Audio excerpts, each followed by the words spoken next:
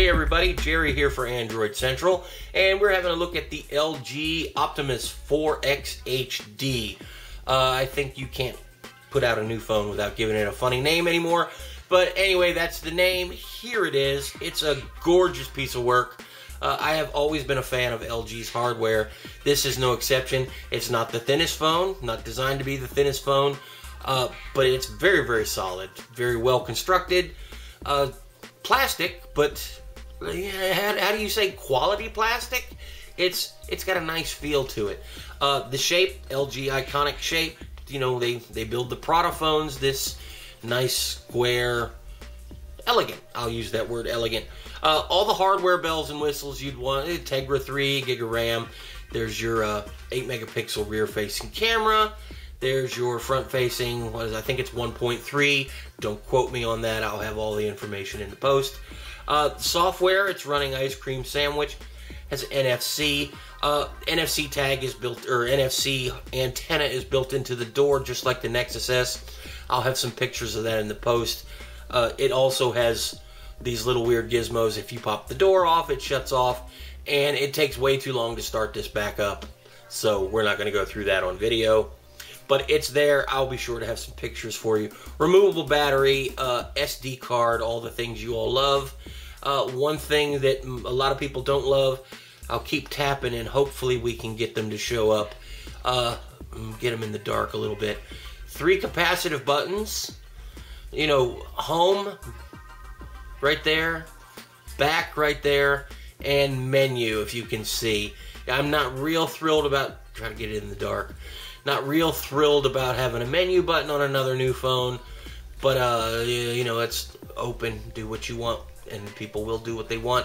The biggest problem I have is these are stenciled in white, on white, and they light up white. They're very difficult to see, so I'll have to see how that's gonna, you know, what issues that's gonna cause. The hardware is beautiful. That's LG. They, you know, you either love them or you hate them. Their hardware is what it is, and most anybody will tell you it's always top notch. Let's get into the software.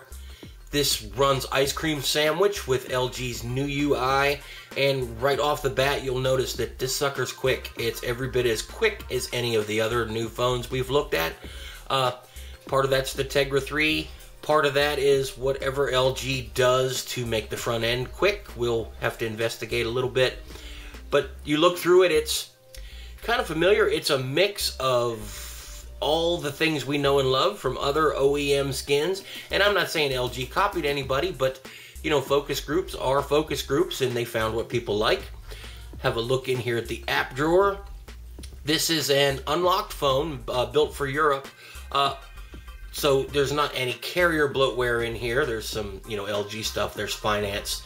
Cell broadcast, that's like a Latitude. NFC tags app. NFC is built in. FM radio. What else? We got Polaris Office. That's good to see. Remote call. That's LG can, you know, like remote into your phone and help you troubleshoot. LG Smart World, Smart Share, Task Manager, Updater, a video player. LG has always had DivX support and everything else, so they make a very nice video player.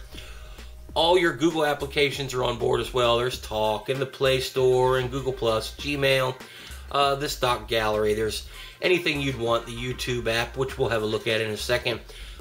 You know, the app drawer is what it is. It's not sure how much I like, you know, not being able to swipe between side to side, but you can't. It's an endless scroll, and you have to pick your category. That's something you could get used to. Maybe I'm just too picky. Some other software touches that LG has put on that are very nice is you have this widget bar in your notification shade. What's really great about it is you can edit it. You can decide what you want up there and what order you want it in, and that's cool. Thanks, LG. That's the kind of stuff we like. But real quick, I wanted to show you all. Yeah, I don't have my SIM card in here or have it programmed yet. I want to show you guys some of the performance. Let's have a look at YouTube videos. This is going to be, oh, here we are. Here's the one I was looking for. Let me get this thing turned. I don't know how well this is going to translate. This thing has a gorgeous screen. It's every bit as good as the 1X. I've got them here side by side. and there's nothing about one I can say is better than the other.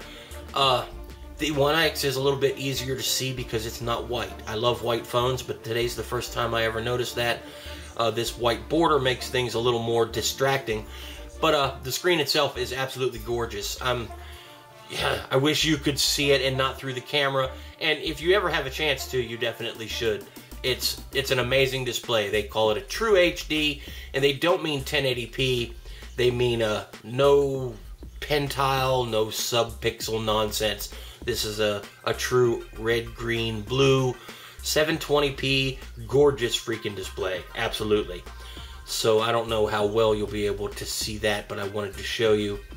One other thing here, I want to go back home. We want to look at the internet. I've already loaded up Android Central's page. Let's tap it and load it again. I want to show you all how it renders. Give her a second here.